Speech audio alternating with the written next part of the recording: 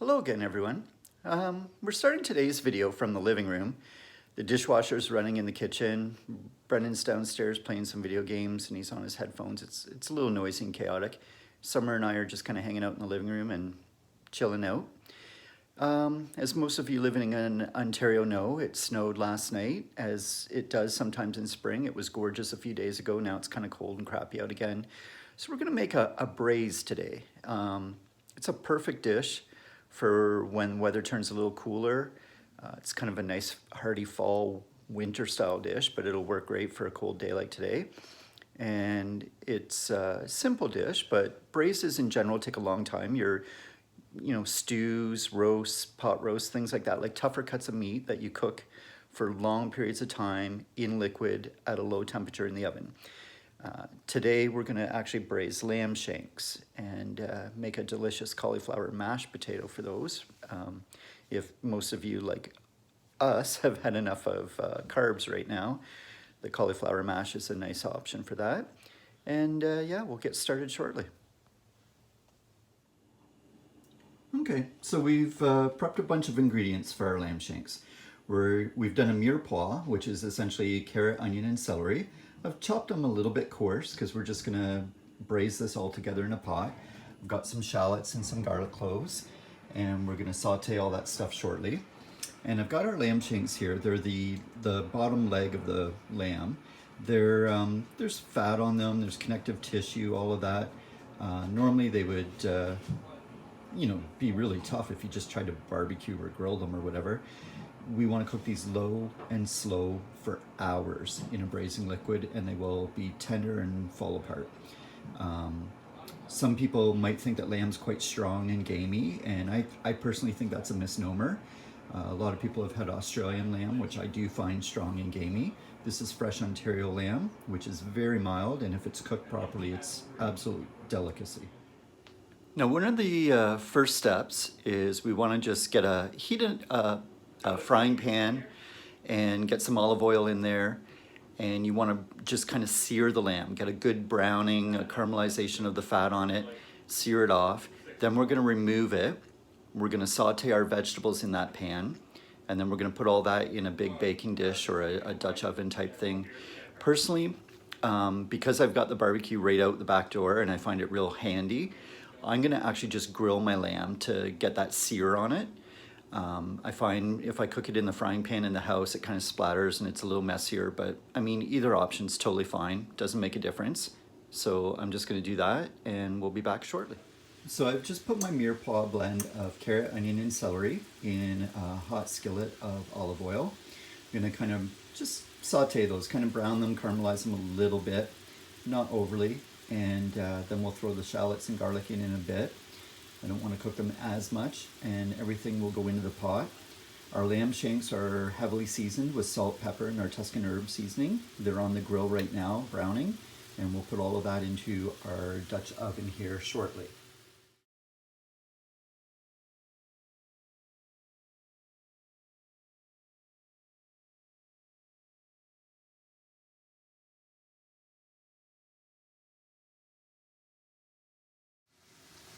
Now, another thing we're going to do here is we've got a couple of tablespoons of flour, and I'm going to put probably about a cup or so of red wine. Just got a couple of odds and sods left over from the last few days here, and it's always good to save your leftover red wine for stews and marinades and things. So I'm just going to put about a cup of that in there, stir it together, and make almost like a little bit of a slurry. And then we're going to add that to our beef stock and some tomato paste and make kind of our sauce or our stock that the lamb's going to cook slowly and braising. So we've just kind of gently whisked or combined this together. It's very thin. There's nothing thick about it at all, but it will thicken slightly as it cooks for the rest of the day. The one thing with a braise, you always want to make sure there's enough liquid in it. You can always add a little more beef stock or red wine or even water if you really wanted to later in the cooking process if it starts to get too thick or too dry. Okay, so our shanks are grilled. We brought them in off the barbecue. We've added the shallots and garlic. We've kind of browned and sauteed and cooked down our veg a bit. We're going to throw all of this in our Dutch oven now and make our sauce. So I've just got a couple of tablespoons of tomato paste in the pan that we sauteed our veg in, and maybe about 2 cups of beef stock. And we're just going to bring this up to a bit of almost a boil, really. Doesn't have to be a vigorous boil, just a little bubbly boil. And once this is kind of hot, then we're going to whisk in our slurry here of the red wine and the flour, kind of thicken that a little bit, and then pour it over our lamb and our veg. And then we'll throw a couple of aromatic seasonings in there, and it'll go in the oven for probably about 3 hours. So our beef stock's warm, and I've just kind of stirred in our red wine flour slurry. It's just a nice, easy way to get a thickened sauce and make sure it's smooth and lump-free. I've put a couple of bay leaves in with our lamb, and I'm going to put some fresh chopped rosemary in there as well that we've just cut up on the cutting board here, and then add our sauce. All right, as you can see, our sauce is quite thickened now. The bubbles are quite evident, and it's got a nice thick consistency to it. So I'm just going to go ahead and pour that on top of all of our delicious ingredients here. And like I said, you want a little bit of thickness to this, almost like a thin gravy. But if it gets too thick, like check on it in an hour or two and just add a little more beef stock. All right, so I've got the oven preheated to 325, which is a very low setting. And we're going to put this in the oven for probably about 3 hours. We'll see you then. Oh, P.S. That's covered, by the way. Okay, so a couple of really great little additions to our meal today. The lamb's been in the oven braising for about an hour and a half, I guess now. I've just quartered some cremini mushrooms. I'm just sauteing them in butter. I want them kind of bigger chunks. I'm going to brown them off, and then I'm going to throw them in with our lamb and let that cook maybe another hour or so. The nice thing with a braise is you can't really overcook it. You want to definitely give it a couple of hours, but the longer it cooks, the more tender it's going to get. As long as there's enough liquid in there, it's just going to get better. And while that's working away, I've also got the cauliflower mash that we're going to do. So what I've got here is a diced onion, cut quite finely, a couple of cups of cauliflower florets, some of the fresh thyme from the garden yesterday, and I'm going to add 1 cup of heavy cream. So this is a very keto-friendly, carb-friendly side dish of mashed potatoes. Definitely not lactose or fat-free, but it's a really nice recipe. I actually got this from Lynn Crawford, a famous Canadian chef, from her cookbook. And it's a really easy recipe to have or double or whatever. Since it's just the two of us, I've done 1 cup of cream to 2 cups of cauliflower. You can easily double that, do 2 cups or 4 cups of cauliflower and 2 cups of cream with 1 whole onion. I've done a half onion here. And depending on how many people are coming for dinner. Of course, in the time of the pandemic, we're basically just the two of us for dinner these days. So what we're going to do is we're going to bring that to a boil. Then we're going to turn the heat down to medium, cover it with a lid, and let it simmer for about 15 minutes. Then we're going to remove the lid, mash it all up, remove the thyme sprigs, and reduce it so that most of the liquid's absorbed and it's a little bit thickened, almost like a porridge texture. And then it can just sit on warm or with the lid on until our dinner's ready. All right, so there's our lamb, been braising away for a couple hours. It's really starting to look great, getting tender. I'm going to just turn these over, let them kind of braise on the other side for a while. I'm going to add our mushrooms, and I might add just a little more beef stock to this too. It's a little bit thick, and then I'm going to put the lid back on it and put it in the oven for at least another hour. All right, so the cauliflower mash has been simmering down. All the little thyme leaves have fallen off the stems. We're going to remove those stems, just kind of fork mash the cauliflower like this. It's kind of soft and tender now, but it's a little wet and soupy, and we're just going to put that on a very low simmer and let that reduce and remove a lot of the excess liquid from it so it thickens up a bit. And if it's ready before you are, you can always just put it on low or just throw the lid on it and keep it warm until you're ready. Now, another thing I've done with the cauliflower mash, it's reducing now. It's getting really close to being great.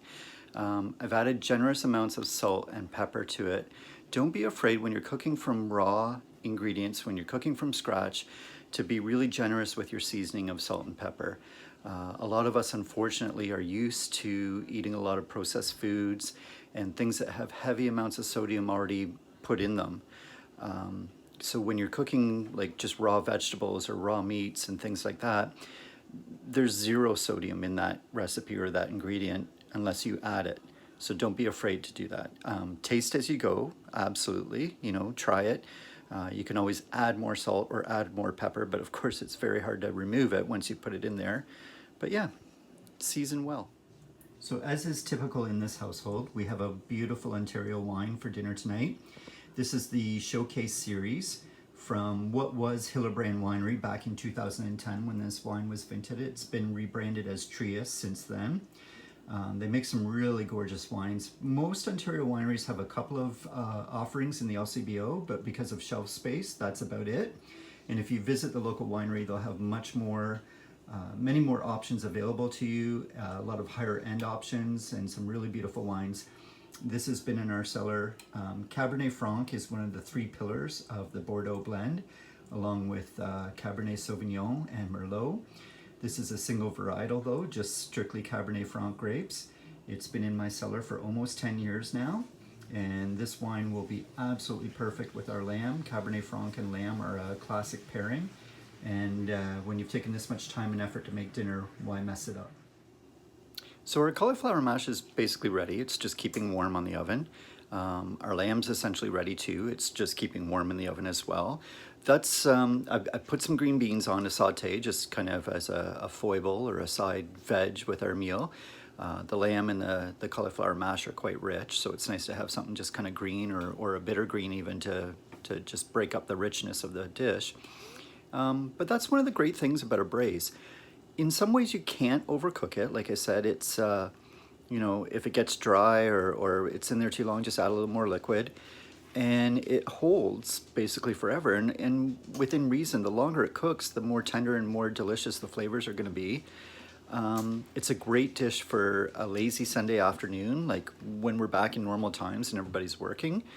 Put it together Sunday morning and, you know, forget about it. Spend the day with your kids, your wife, your family, whatever.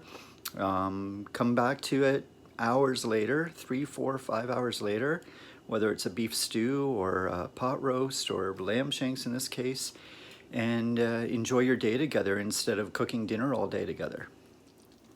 All right, there is our lamb shanks, been braising away for hours. Gonna put some cauliflower mash and green beans on a plate, top them with one of these babies and some delicious braising sauce.